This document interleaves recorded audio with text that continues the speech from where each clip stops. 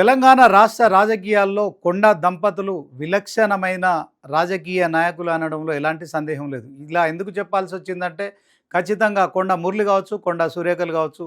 So వాళ్ళు తెలంగాణ రాజకీయాల్లో సీనియర్లే అయినప్పటికీ కూడా ఎప్పటికప్పుడు సంచలనమైన ఆరోపణలు చేస్తూ వాళ్ళు వార్తల్లో ప్రముఖంగా ఉంటారు.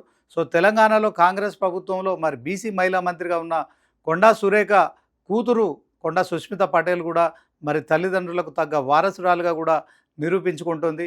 ఇదే క్రమంలో ఓఎస్డీ సుమంత్ను రాష్ట్ర ప్రభుత్వం బాధ్యతల నుంచి తప్పించి అదే క్రమంలో రాత్రిపూట ఆయనను అదుపులోకి తీసుకునేందుకు టాస్క్ ఫోర్స్ పోలీసులను కొండ సురేఖ నివాసానికి పంపిన నేపథ్యంలో అక్కడ కొండ సురేఖ లేదు.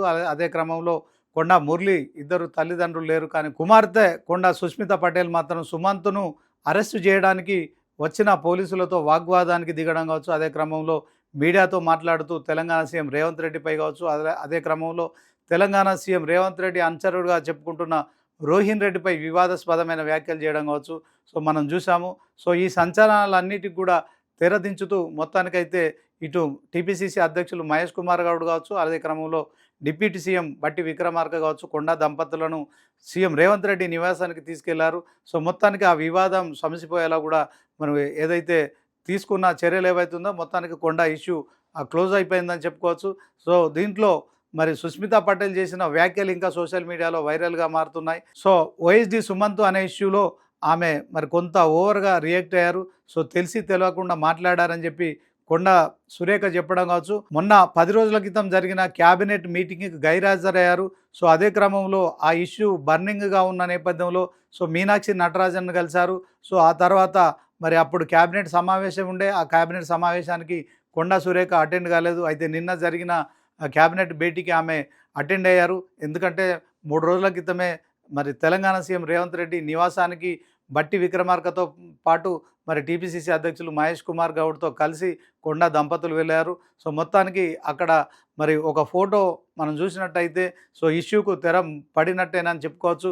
ఇదే క్రమంలో కొండా సురేఖ నిన్న క్యాబినెట్ భేటీ అనంతరం కూడా మీడియాతో మాట్లాడుతున్న క్రమంలో ఆమె ఏం మాట్లాడారు, సో ఇష్యూ టీ కప్లో తుఫాన్ లాంటిది అని మాత్రమే చెప్పడం మనం చూడొచ్చు.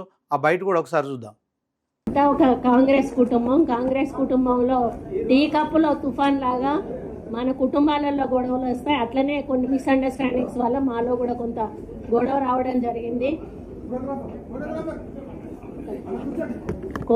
కుటుంబంలో వచ్చినట్టే మా పార్టీలో కూడా ఏదో మిస్అండర్స్టాండింగ్ తోటి కొన్ని గొడవలు రావడం జరిగింది.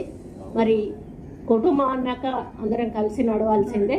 కాబట్టి మరి మా పాప ఏదైతే ఆ రోజు అంటే కొంత పోలీసు రావడం వల్ల ఆవేశంలో ముఖ్యమంత్రి గారిని కొంత మాట్లాడడం ఏదైతుందో దాని విషయంలో నేను క్షమాపణ చెప్తూ మాదంతా కూడా అందరం సర్దుకొని ముందుకెళ్తామని తెలియదు. చూశారు కదా మంత్రి కొండా సురేఖ.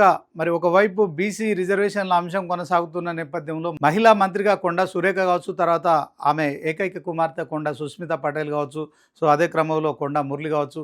ఒకవైపు కొండా మురళి మాత్రం ముఖ్యమంత్రి అంటే తనకు చాలా ఇష్టమని చెప్తున్నాయి. ఆయనకు నాకు ప్రేమాభిమానాలు ఉన్నాయని చెప్తూ గతంలో వైఎస్ రాజశేఖర రెడ్డి తర్వాత తాను కాంగ్రెస్లో అభిమానించే ముఖ్యమంత్రి అని చెప్పడం కావచ్చు.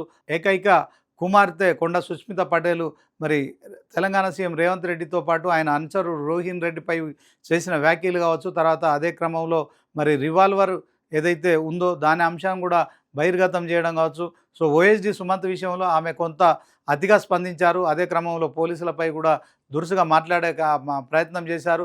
సో మీడియాతో మాట్లాడుతూ కూడా తెలంగాణ సీఎం రేవంత్ రెడ్డిపై చేసిన వ్యాఖ్యలు ఏవైతే ఉన్నాయో తెలిసి తెలియక చేసింది. ఆమె కొంత చిన్నపిల్ల. సో పోలీసులు వచ్చిన తర్వాత కొంత గాబరా పడింది. సో అదే ఆవేశంలో మాట్లాడిందని తల్లి కొండా సురేఖ మంత్రిగా మాట్లాడిన అంశాలను కూడా మనం చూసాం కదా. సో మొత్తానికి ఏది మాట్లాడినా ఒక రిజైండర్ ఉంటుంది. ఆ రిజైండర్ అయితే ఆమె క్షమాపణలు చెప్పడం కావచ్చు. సో ఇష్యూ అయితే ఇప్పటికీ ముగిసిపోయింది. అయితే ఇటు కొండా సురేఖ, కొండా మురళీలకు సంబంధించి మరియు ఏకైక కుమార్తె కొండా సుష్మిత పటేల్ అయితే మొత్తానికి ఒక వారం 10 రోజులు అయితే సోషల్ మీడియాలో ఆమె కామెంట్లు కావచ్చు, ఆమె చేసిన హడావుడి కావచ్చు చాలా వైరల్గా మారింది. ఇదే క్రమంలో తెలంగాణ సీఎం రేవంత్ రెడ్డి పేరును తీసుకొని చెప్పడం అయితే కొంత కాంగ్రెస్లో ఇది ఇబ్బందికరంగా మారింది. ఏది ఏమైనప్పటికీ కూడా ప్రస్తుతానికి కొండా సుష్మిత పటేల్ చేసిన వ్యాఖ్యల విషయంలో తల్లి కొండా సురేఖ చెప్పిన క్షమాపణలు ఏవైతే ఉన్నాయో ఇక ఈ వివాదానికి ఫుల్ స్టాప్ పెట్టినట్టే. అయితే ఇప్పటికైనా ఇటు మంత్రి కొండా సురేఖ కావచ్చు, అలాగే మరి ఎమ్మెల్సీగా ఉన్న కొండా మురళి కావచ్చు, సో ఇక వాళ్ళ ఏకైక కుమార్తె మరి ఇప్పటికే తాను పరకాలకు సంబంధించి ఎమ్మెల్యే, కాబోయే ఎమ్మెల్యే నేనే అని చెప్పుకుంటున్న కొండా సుస్మిత పటేల్ కావచ్చు, ఇప్పటికైనా వాళ్ళు మరి జాగ్రత్తగా మాట్లాడతారా? ఇలాంటి కాంట్రవర్సీ కామెంట్ చేస్తూ ప్రతినిత్యం వార్తల్లో కనిపించే విధంగా మరి సంచలనమైన వ్యాఖ్యలు చేస్తారా అనేది మాత్రం వేచి చూడాల్సి ఉంటుంది.